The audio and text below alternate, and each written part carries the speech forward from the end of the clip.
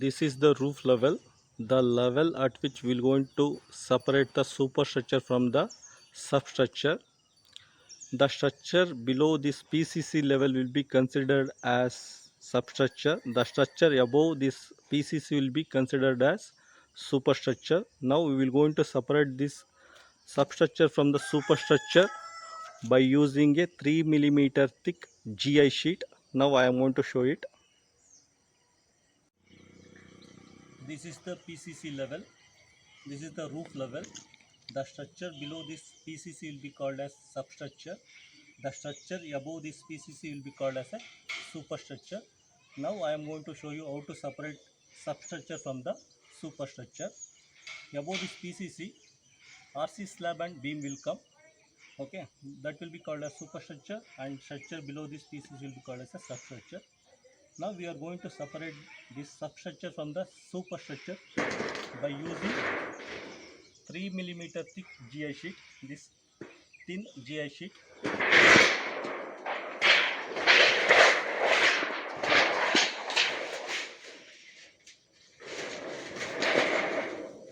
This is the GI sheet, 3 millimeter thick.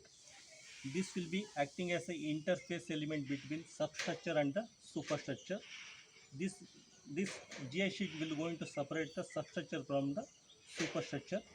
During the earthquake,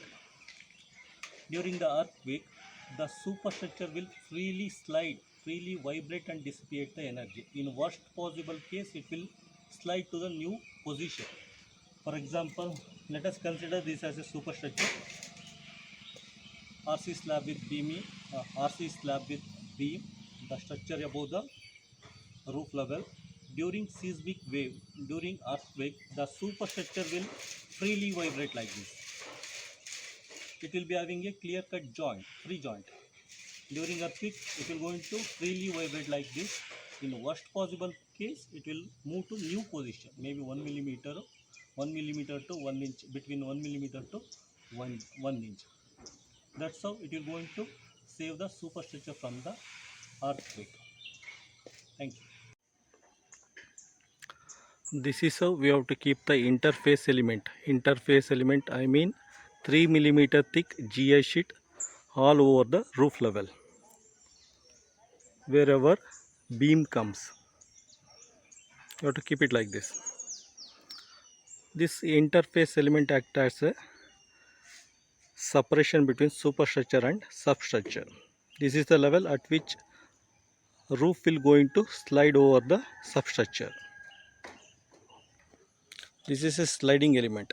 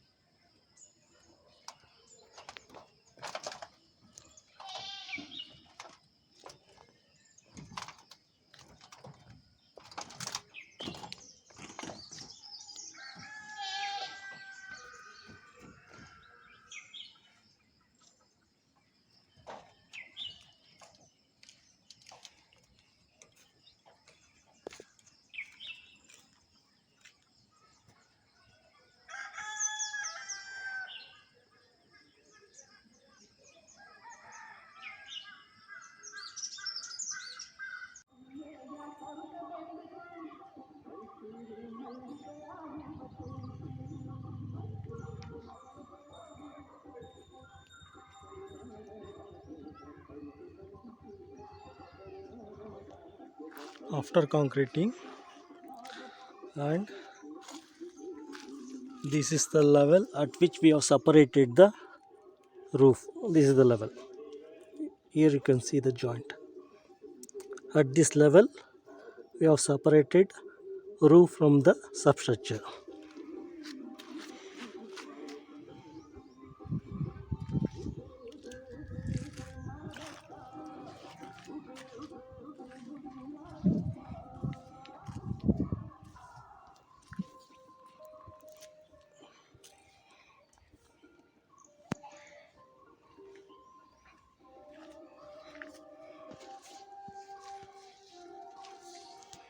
And this is the 3 mm thick GI sheet used. This one, here you can see the clear separation between roof and substructure.